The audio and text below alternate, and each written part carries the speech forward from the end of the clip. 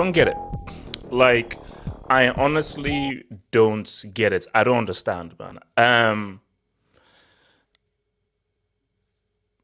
This infatuation with Mason Mount, I think it's quite odd. So this is where we're at right now. He has rejected upwards of 200,000, and Chelsea have kept on trying to make this offer, and he's rejecting it.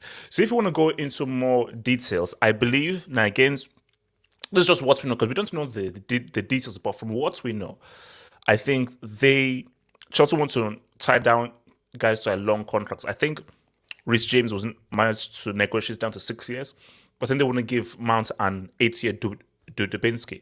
And I think it's a situation of he doesn't want to commit so many years to Chelsea, and also the kind of contracts offer. So it's like, okay, if you're going to give me, if it's 8 years, I need to be paid X. And Chelsea are holding him down. Nope.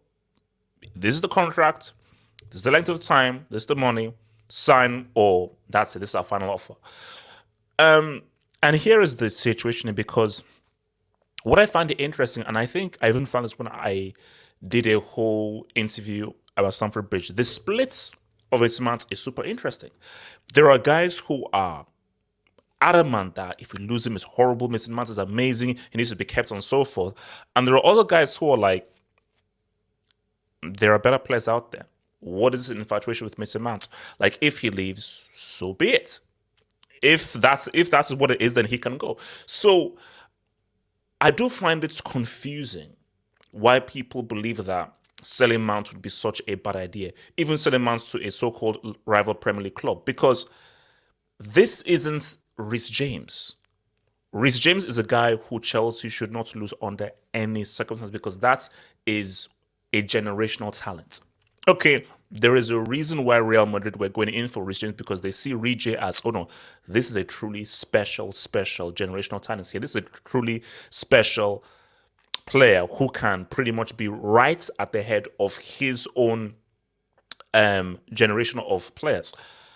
So, but with your boy Mount, Quarter, Mason Middle, whatever you want to call, he's a decent player. And let's talk about it because people keep on throwing this at me. He helped you win a UCL. He helped you win a UCL. He helped you win in a UCL. So did Jorginho. Where's Jorginho going to now? So I saying Jorginho did not contribute. That was a team effort. But if you really want to be real about it, of course, Havertz played his part. Everyone played their parts. But if you want to be real about it, a key to that UCL thing, if you're going to say the really important pieces, because really it was a team effort. It's always a team effort, but the really standout pieces were Kante and Tuchel. Those are the real standout pieces. As yes, I know Havertz scored the goal, Mount made the assists, everyone did their thing. Pulisic scored that goal against Real Madrid, but without Kante and Tuchel's tactics, Chelsea don't even come close to winning that UCL.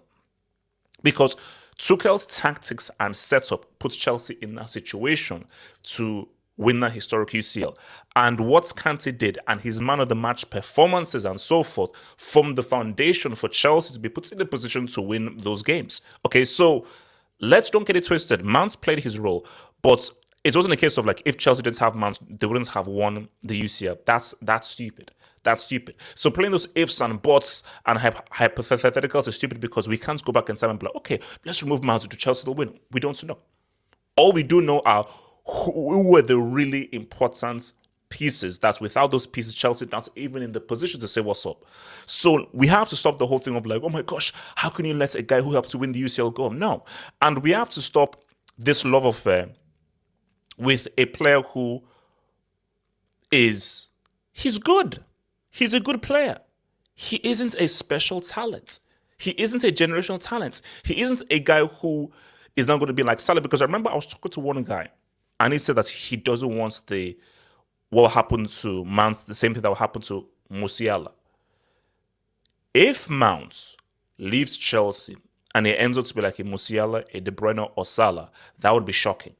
That would genuinely be shocking. And if that happens, I'd be like, I couldn't call that. I couldn't call that because people showed me clips of Musiala when he was like 6 or 7, when he was a freaking child. I can tell you right now, if I was a coach and I saw Musiala at a young age at Chelsea, I'd be like, don't you dare sell this freaking kid. Because Musiala is one of those guys where instantly, boom, De Bruyne and Salah. See, for me with De Bruyne and Salah, it is what it is. It is what it is. Them, because I know that when they were at Chelsea, they were not that good. Even De Bruyne, as Wolfsburg was, okay, he was a pretty good player. But when he now went to Manchester City was when the player really said, what's up? When Salah went to, I think, was it Basel or so forth? Okay. Roma, Fiorentina, okay, cool. But when he now came to Liverpool, I was like, aha. I know for a fact that Musiala is a guy that, at first sight, you know that guy, he's that freaking dude. You know he's that dude at freaking first sight. Mount isn't that kind of a guy. So, and what I find worrying is this, because there is a split between the Chelsea base. There are guys who they recognize Mount's efforts and what he's done, but they know that, okay, he ain't that great a talent. And there are a lot of Chelsea fans that will be happy to see Mount to go. But there are other Chelsea fans that are like, no, you can't go. It's Chelsea through and through. I told you, because I put out the interview there are two friends. These are two friends, two good friends, who is one guy is pro Mount, another guy is no. Mount can freaking go. Operation Grom. I think that Mount has to realize that he's not in a strong bargaining position. Because people are like, my gosh, okay, he's only out of form, but how can you deny what he's done and so forth? There's this great saying that says, read the room. Read two things. Read the room, know your worth, but the main thing is read the room. This isn't transfer ban. This isn't, okay, cannot spend a lot of money. This isn't, okay, now I have Lampard and Lampard has my back. This is a new regime. This is money coming through. This is 700 million already spent. There's already going to be more investments and players coming in through. This is you already have a World Cup winner and an Enzo already in that main midfield. So this is a whole different situation. And Mount has to realize that you don't have that strong of a bargaining power. And I think Mount does realize that Chelsea are not going to try to fight to keep him. They'd like to keep him. They know that he does have fans and support that love him. But Chelsea realize, okay, but to a certain extent. Because Chelsea are like, no, you can't take us up. And I think Mount can see the writing on the wall that, okay, this is a different environment now. And this is a different scenario that I'm not dealing with now. And I do feel that what I want and what I think I'm valued, I can be gotten somewhere else. So, because if he's looking at upwards to 200,000 on like a 3 to 4 year contract, probably Liverpool can offer that. But if you're looking for upwards of 200,000, 3 to 4 years, Chelsea like, no, sorry. If you want that fee, 8 years. If you're not going to commit long term to that upwards of 200,000 that you want, I'm sorry, it is what it is. And Chelsea, I'll hold it very, because just look at the contracts that Chelsea are going through. It is a certain process that they want, because they are trying to create a situation where they can hold on to these assets. And if for some reason these assets need to be sold, they can now get some money off of it. So if for some reason someone wants to get a Modric or so forth, you ain't going for a free. We have your no contract, you're gonna have to now pay a fee to get Modric off of us, man. So it's guys, it's a business. It's a business. I'm sorry, it's a freaking business. And for me, people have to understand that you can't be sentimental here. And I do, again, it's the same thing I do. Tribal fans and football fans. There are two types of fans of clubs. They're the tribal fans and football fans. For the tribal fans, it's not about football.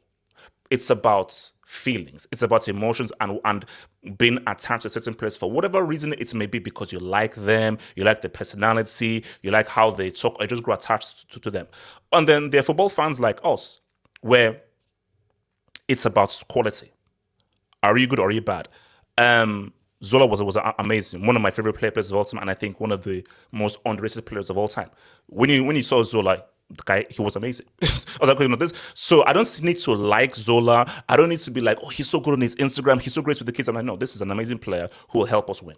This is an amazing player who is crucial to helping Chelsea be successful and helping Chelsea win trophies. So all I care about is Chelsea getting the best possible players who play football the right way and can contribute to Chelsea winning trophies. I don't give a damn about liking you. I don't need to like you. I don't care about what you do on Instagram. I don't care about what you do to help people and so forth. Doing that, it's cool. That's extra. You being a nice guy and so forth, oh, that's extra. First and foremost, can you ball?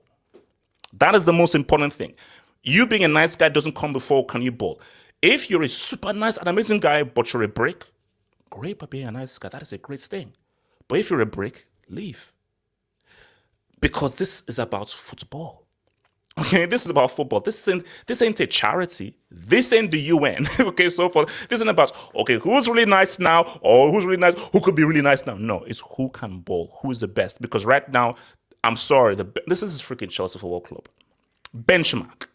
benchmark of excellence. This isn't about being sentimental. This isn't about growing attached to guys and so forth. This is about how good are you right now.